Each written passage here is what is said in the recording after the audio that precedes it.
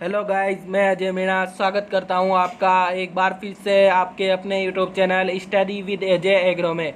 Guys, अगर आप इस यूट्यूब चैनल पर नए हो या चैनल को आपने अभी तक सब्सक्राइब नहीं किया है तो चैनल को कर दीजिए सब्सक्राइब, साथ में पास के ब्लैक आइकन को कर दीजिए प्रेस, जिससे मेरे द्वारा डाले जाने वाले लेटेस्ट वीडियो के नोटिफिकेशंस आपको टाइम टू टाइम मिलते रहे।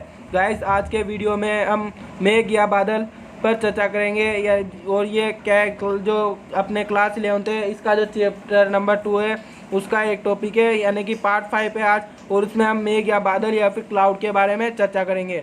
तो समझते हैं हम क्लाउड को या बादल को या फिर मेघ को। तो बादल क्या होता है? जो धरातल है, मतलब जो पृथ्वी की सतह है, उससे विभिन्न ऊंचाइयों पर निर्मित जलवाष्प के संघनन से जो जल कणों या हिम कणों के समूह को क्या कहते हैं? मेघ या बादल कहते हैं। मेघ, बादल या फिर क्लाउड कहते हैं। तो क्या होगी डेफिनेशन? भाई, जो धरातल है मतलब पृथ्वी है, तो उसकी सतह से विभिन्न ऊंचाइयों पर जलवाष्प के संघनन से निर्मित जल कणों या हिम कणों के समूह को क्या कहते हैं? मेघ या बादल कहते हैं। अब मेघ या बादल जलवायु के महत्वपूर्ण घटक है। जो मेघ या बादल है ये क्या है? जलवायु के एक महत्वपूर्ण घटक है, क्योंकि वर्षा की मात्रा क्या होती है? इन्हीं के द्वारा निर्धारित की जाती है। जो वर्षा की मात्रा होती है उसको किसके द्वारा निर्धारित किया जाता है? तो उसको किसके द्वारा निर्धारित किया जाता है?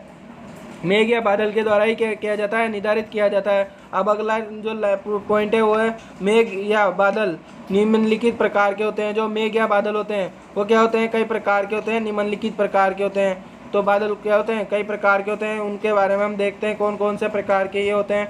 तो जो पहला बादल है अपना वो है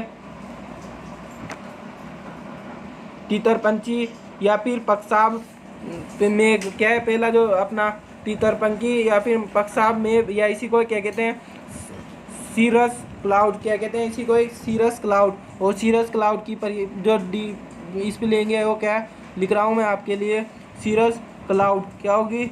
जो इसकी डेफिनेशन हो जाएगी वो क्या हो जाएगी? CIRRUS serious clouds. क्या हो जाएगा? तीतर पंछी या पक्षाब मेघ बादल, सीरस क्लाउड्स।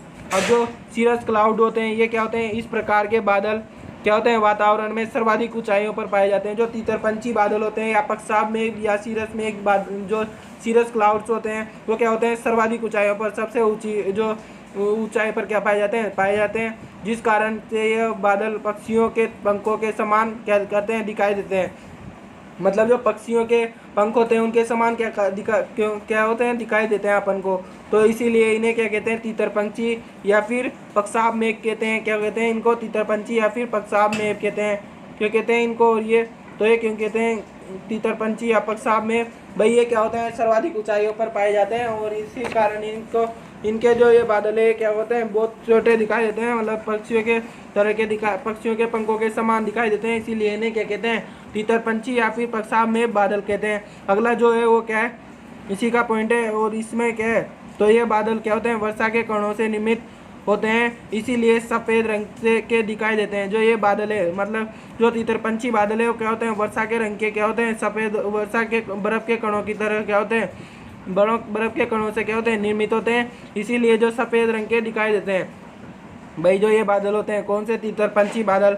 तो ये क्या होते हैं? बर्फ़ के कणों के समान, मतलब जो बर्फ़ के टुकड़ा रहता है तो कैसा होता है? वाइट कलर का होता है। तो इसीलिए क्या कहते हैं? सफ़ेद रंग के दिखाई देते हैं, बर्फ़ के कणों से निर्मित होते हैं, बनते हैं उनके द्वारा, तो इसीलिए सफ़ेद रंग के दिखाई देते हैं। ये बादल वर्षा नहीं करते हैं। क्या करते हैं? ये जो बादल है, मतलब जो तीतर पंछी बादल है, क्या करते हैं? वर्षा नहीं करते हैं। क्या नहीं करते? वर्षा नहीं करते, बारिश नहीं करते हैं, परंतु कुछ नीचाई में आकर दूसरे बादलों में परिवर्तित होकर क्या करते हैं? वर्षा करते हैं। लेकिन जो ये बादल है कौन से? तीतर पंछी या फिर सीरस क्लाउड्स या फिर मेघ जो पक्षाब मेघ बादल है ये क्या करते हैं? बारिश नहीं करते हैं, लेकिन ये बादल क्या होते हैं? विभिन्न ऊंचाइयों से, मतलब जो ऊपर की ऊंचाई है उससे थोड़ा नीचे आकर निम्न ऊंचाई पर आकर क्या करते हैं? बारिश करते हैं, दूसरे बादलों में परिवर्तित होकर क्या करते हैं? फिर वर्षा करते हैं। तो क्या हो गया कि ये बादल होते हैं जो बर्फ़ के कणों से निर्मित होते हैं, इसीलिए सफ़ेद रंग के दिखाई देते हैं। और ये बादल क्या करते हैं? वर्षा नहीं करते हैं, परंतु कुछ ऊंचाई पर आकर क्या करते हैं? दूसरों बादलों में परिवर्तित होकर क्या करते हैं? फिर वर्षा करते हैं, दूसरे बादलों में बदल कर। भाई जो ये तीतरपंची ये दूसरे बादलों में बदल जाएंगे, फिर वर्षा करेंगे। तो क्या था, देखा जो तीतरपंची बादल होता है उनके बारे में कि ये सर्वाधिक ऊंचाई पर होते हैं, और ये क्या होते हैं, पक्षियों के सबसे ऊंचाई पर होने के कारण क्या होते हैं, पक्षियों के पंखों के समान नजर आते हैं, इसीलिए इनको तीतरपंची या फिर पक्षाब मेघ बादल कहते हैं। और ये क्या होते हैं, ये बादल के बर्फ के कणों के से निर्मित होते हैं, इसीलिए सफ़ेद रंग के दिखाई देते हैं। और क्या होता है, इनमें ये बादल वर्षा नहीं करते हैं, क्या होता है, वर्षा नहीं करते हैं, परंतु कुछ ऊंचाई से नीचाई में आकर क्या करते हैं, दूसरे बादलों में बदल जाते हैं और फिर क्या करते हैं, वर्षा करते हैं। तो ये था तीतरपंची बादल। अब अगला कपासी या पुंज मेघ। क्या है अगला, कपासी या पुंज मेघ, और इसको इंग्लिश में क्या कहते हैं, तो इसको इंग्लिश में क्या कहते हैं, क्यूमुलस क्लाउड्स। क्या कहते हैं इसको इंग्लिश में, क्यूमुलस क्लाउड्स। क्यूमुलस क्लाउड्स की स्पेलिंग लिख देता हूँ, CUMULUS, क्यूमुलस क्लाउड्स। क्या होगी, सी क्लाउड्स। तो क्यूमुलस क्लाउड्स, तो जो क्यूमुलस क्लाउड्स होते हैं या पुंज मेघ या कपासी मेघ होते हैं, कपासी बादल होते हैं, ये क्या होते हैं, तो ये बादल आकाश में क्या होते हैं, धुनी हुई रेत रुई के ढेर के समान दिखाई देते हैं। भाई अपन रुई को धुनते हैं ना, हाथ में बार बार निकालते हैं, तो बहुत सारे फूल इसी दिखाई देते हैं, तो उसके समान ये क्या होते हैं, बादल दिखाई देते हैं हमको, धुनी हुई रुई के समान दिखाई देते हैं। और इनका जो रंग होता है काला तथा क्या होता है, चमकीला होता है। कैसा रंग होता है इनका, काला तथा चमकीला होता है। तो कपासी या पुंज मेघ या फिर क्यूमुलस जो क्लाउड्स है वो कैसे दिखाई देते हैं, बादल ये कैसे होते हैं, तो धुनी हुई रुई के ढेर के समान दिखाई देते हैं। और जो इनका रंग है वो कैसा होता है, काला या फिर चमकीला होता है। कैसा होता है, काला या फिर चमकीला।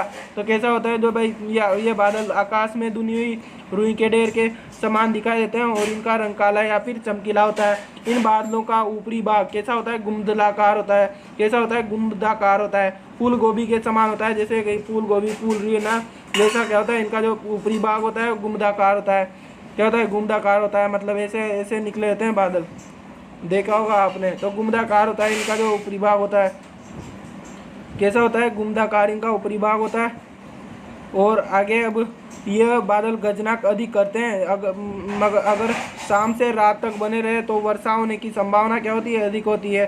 तो क्या होते हैं, ये इन बादलों का ऊपरी भाग जो होता है वो गुंबदाकार मतलब फूल गोभी के समान होता है। और ये बादल क्या करते हैं, गर्जना अधिक करते हैं, मतलब गरजते क्या है, सबसे अधिक गर्जना करते हैं। लेकिन अगर शाम से रात तक बने रहे तो वर्षा होने की जो संभावना है वो क्या होती है, जो होती है, तो वर्षा होने की संभावना क्या होती है। तो क्या देखा, जो कपासी या पुंज मेघ बादल थे, इसमें पुंज मेघ या फिर क्यूमुलस जो क्लाउड्स थे उसमें क्या देखा, तो ये धुनी हुई रुई के समान दिखाई देते हैं। और इनका जो रंग होता है ये काला या फिर कैसा होता है, चमकीला होता है। और क्या होता है, इन बादलों के जो ऊपरी भाग है वो गुंबदाकार यानी कि फूल गोभी के समान दिखाई देते हैं, जैसे कि फूल गोभी का फूल फूला रहता है वैसे। और ये बादल गर्जना अधिक करते हैं, क्या करते हैं, गर्जना करते हैं। और क्या करते हैं, ये अगर शाम से रात तक बने रहते हैं, शाम से और रात तक बने रहे तो बारिश होने की जो संभावना होती है वो निश्चित होती है कि बारिश होती है। अगला जो बादल है वो है स्त्री मेघ। क्या है अगला जो बादल, वो है स्त्री मेघ। तो स्त्री मेघ क्या है, ये बादल निम्न ऊंचाई वाले होते हैं। मतलब जो स्त्री मेघ या फिर इसको क्या कहते हैं, स्ट्रेटस मेघ क्लाउड, इसको क्या कहते हैं, स्ट्रेटस क्लाउड। स्त्री मेघ को क्या कहते हैं, और तो स्त्री मेघ को क्या कहते हैं, स्ट्रेटस क्लाउड्स। क्या कहते हैं, स्ट्रेटस क्लाउड्स। क्या कहते हैं, स्ट्रेटस क्लाउड्स। और जो स्ट्रेटस क्लाउड्स है ये क्या होते हैं, ये बादल निम्न ऊंचाई वाले होते हैं। क्या होते हैं, निम्न ऊंचाई वाले होते हैं, जिन्हें कई परतें पाई जाती है। क्या होता है, जिनमें कई परतें पाए जाते हैं। तो ये बादल होते हैं जो क्या होते हैं, निम्न ऊंचाई वाले। सबसे कम ऊंचाई वाले जो बादल है वो कौन से, स्त्री मेघ है। और ये क्या होते हैं, कई परतें पाई जाती है, इनमें क्या होते हैं, कई परतें पाई जाती है। अब इसी के अंदर जो दूसरा पॉइंट है वो क्या है, ये बादल कोहरे के समान दिखाई देते हैं। जो कोहरा रहता है ना, वैसे ही क्या होते हैं, ये बादल भी दिखाई देते हैं। तो कोहरे के समान दिखाई देते हैं ये बादल। कैसे दिखाई देते हैं, कोहरे के समान दिखाई देते हैं, क्योंकि संपूर्ण आकाश में छा जाते हैं। पूरे आकाश में क्या होते हैं, फैल जाते हैं। क्या होते हैं, पूरे आकाश में फैल जाते हैं, मतलब अंधेरा सा दिखाई देता है इन बादलों में, कोहरे की तरह। जैसे कोहरे में कुछ भी दिखाई देता है, वैसे आसमान में देखोगे ना तो पूरी तरह बिल्कुल जो धुंधी सी मतलब कोहरे सा दिखेगा। और इसमें क्या होता है, पूरे आकाश में छा जाते हैं। ये पूरी जो आकाश है वो काला काला ही दिखता है इनमें। इनसे हल्की वर्षा या फुहारे आने की संभावना होती है। और जो ये ऐसे जो बादल होते हैं स्त्री मेघ, उनसे क्या होता है, हल्की वर्षा या फिर फुहारे आने की संभावना होती है, फुहारे आने की या फिर हल्की वर्षा आने की संभावना होती है। क्या देखा स्त्री मेघ में? तो ये जो मेघ, ये बादल होते हैं निम्न ऊंचाई वाले होते हैं। और क्या होते हैं, इनका जो निर्माण क्या होता है, ये जो बादल होते हैं कोहरे के समान दिखाई देते हैं। और क्योंकि ये संपूर्ण आकाश में छा जाते हैं और इनसे क्या होता है, हल्की वर्षा या फुहारे आने की क्या होती है, संभावनाएं रहती है।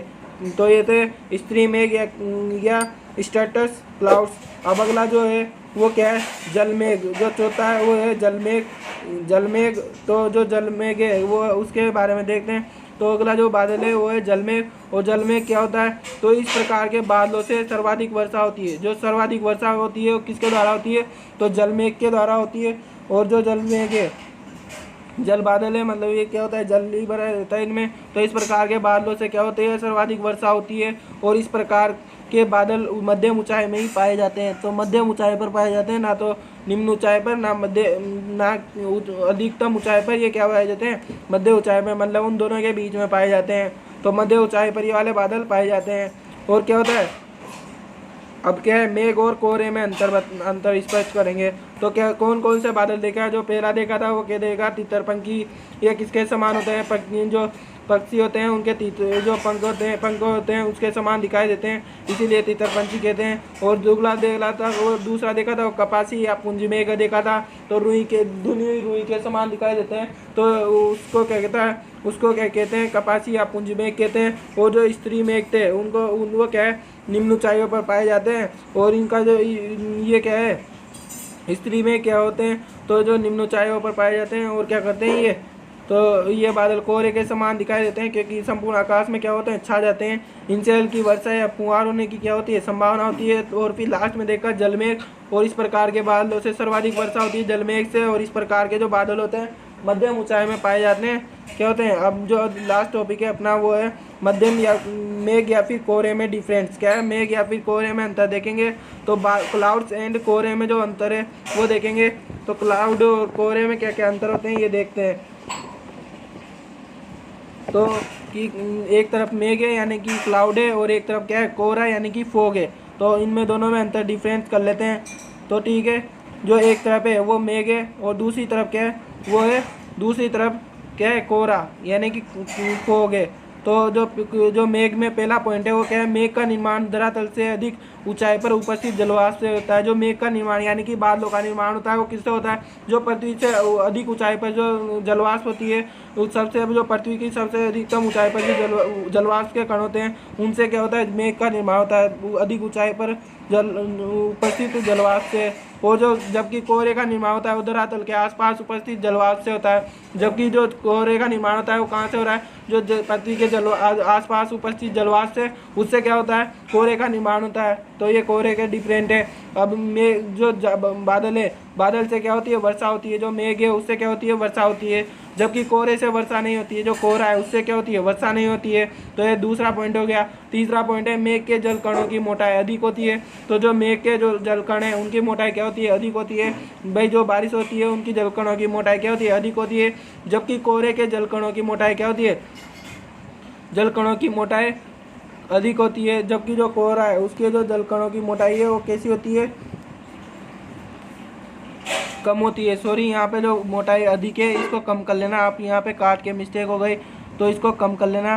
तो जो जबकि कोहरे की कणों की मोटाई है वो कैसी होती है, कम होती है। और जो मेघ के जल कणों की मोटाई होती है वो अधिक होती है। और जो अगला पॉइंट है, चौथा पॉइंट है वो क्या है, तो मेघ ऊर्ध्वाधर दृश्यता को प्रभावित करता है। जो मेघ है वो क्या करते हैं, वर्टिकल विजिबिलिटी यानी कि ऊर्ध्वाधर दृश्यता, मतलब ऊपर से नीचे की ओर गिरते हैं तो ऊर्ध्वाधर दृश्यता होगी। जबकि जो कोहरा है वो क्षैतिज दृश्यता को प्रभावित करते हैं। मतलब क्या करते हैं, जो अपन ऊपर की तरफ देखते हैं तो उसमें साफ नहीं दिखाई देता है। और जो कोहरा है वो क्षैतिज दृश्यता यानी कि जो सामने जो है अपने वो जो अच्छे से नहीं दिखाई देगा।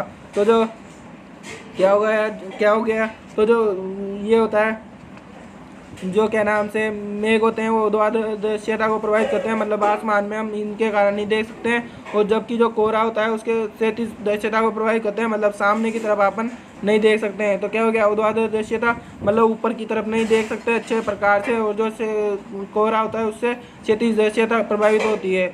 अब अगला जो है, बादल निरंतर छाए रहे और इनसे वर्षा नहीं हो तो फसलों पर इनका प्रतिकूल प्रभाव। अब अगला जो पॉइंट है, अपना लास्ट पॉइंट है, तो ये अभी 5 मिनट में ख़त्म हो जाएगा ये अपना जो वीडियो। तो जो अगला पॉइंट है वो है, बादल निरंतर क्या होते हैं, छाए रहे और उनसे अगर वर्षा नहीं होती है तो उससे क्या प्रभाव पड़ता है फसलों पर। तो ये देखते हैं। तो इससे क्या होता है, जनवरी माह में मावठ होने की बाद बादल छाए रहे तो फसलों पर कीट व रोगों का प्रकोप क्या हो जाता है, बढ़ जाता है। जैसे गेहूं में गेरुई रोग या फिर ब्राउन रस्ट व सरसों की फसल में सफ़ेद रोली रोग का प्रकोप हो जाता है। तो क्या हो गया भाई, अगर जनवरी माह में मावठ होने के बाद जो बादल है वो क्या होता है, वो है अगर मौसम छाए रहे तो उससे क्या होगा, जो कीट और रोगों का प्रकोप है वो क्या हो जाएगा, फसलों पर क्या होता है, अधिक बढ़ जाता है। तो जनवरी माह में मावठ होने के बाद जो बादल होते हैं वो अगर छाए रहे ऊपर आसमान में तो उससे जो फसलों पर कीट व रोगों का प्रकोप है वो अधिक होता है, बढ़ जाता है। और इसके जो जैसे क्या होता है, गेहूं का गेरुई रोग और सरसों के फसल में सफ़ेद रोली रोग, के प्रकोप बढ़ जाते हैं। क्या ब्राउन रस्ट कहते हैं गेरुई रोग को, और जो सफ़ेद रोली रोग है इसको क्या कहते हैं, तो जो वाइट रस्ट है इसका प्रकोप बढ़ जाता है। जो फसल है उसका फसल पकते समय आकाश में बादल लंबे समय तक छाए रहे तो फसल क्या होती है, देर से पकती है। अगर मान लीजिए कि फसल पक रही है और उस समय क्या हो, बादल क्या हो आकाश में पूरी तरह छाए रहे तो उससे क्या होती है, फसल पकने में देरी होती है। तो फसल पकते समय आकाश में बादल लंबे समय तक छाए रहे तो फसल क्या होती है, देर से पकती है। क्या हो गया अगला पॉइंट, फसल पकते समय आकाश में बादल लंबे समय तक छाए रहे तो फसल क्या होती है, देर से पकते हैं। अगला पॉइंट है, जो लास्ट पॉइंट है वो क्या है, थर्ड पॉइंट, दानों में नमी अधिक रहने पर फसल की कटाई एवं भंडारण में कठिनाइयाँ होती है। तो दानों में अगर क्या होगा, नमी अधिक रहेगी तो उससे क्या होता है, फसल की कटाई एवं भंडारण क्या होती है, में कठिनाई आती है। तो दानों में नमी अधिक होने पर जो फसल की कटाई एवं भंडारण में क्या होती है, कठिनाइयाँ उत्पन्न होती है। भाई अगर दानों में नमी रहेगी तो उससे जो कीट वगैरह लगने की संभावना रहती है वो क्या हो जाती है, ज़्यादा हो जाती है। और भंडारण में भी क्या आता है, इससे कठिनाइयाँ आती है। तो ये अपन ने जो अगर बादल बने रहे बारिश आसमान में और उससे वर्षा नहीं हो तो उससे होने वाले इफेक्ट भी देख लिए। तीन जो इफेक्ट देखे हैं, पहला जो इफेक्ट था वो क्या देखा कि अगर मान लीजिए जनवरी माह में मावठ होने के बाद जो बादल है वो क्या नाम से बारिश बने रहते हैं तो उससे क्या होता है कि जो कीट लगने की जो कीट व रोगों का प्रकोप करता है वो क्या हो जाता है, बढ़ जाता है। जैसे जो गेहूं था, गेहूं में गेरुई रोग कीट का लग जाता है और रोग बढ़ जाता है। और जो सरसों की फसल थी उसमें क्या हो जाता है, सफ़ेद रोली रोग का प्रकोप बढ़ जाता है। और जो दूसरा पॉइंट था वो फसल पकते समय क्या हो जाता है, आकाश में बादल लंबे समय तक बने रहे तो फसल क्या हो जाती है, लेट या देरी से पकती है। और जो लास्ट चौथा पॉइंट था वो क्या था, दानों में नमी अधिक रहने पर फसल की कटाई एवं भंडारण में क्या होता है, कठिनाइयाँ उत्पन्न हो जाती है। क्या हो जाता है, कठिनाइयाँ उत्पन्न होता है। तो ये था मेरा आज का वीडियो। उम्मीद करता हूँ आपको पसंद आया होगा। अगर पसंद आया हो तो इसे लाइक करना, कमेंट्स करना, साथ में अपने दोस्तों के साथ ज़्यादा से ज़्यादा शेयर करना।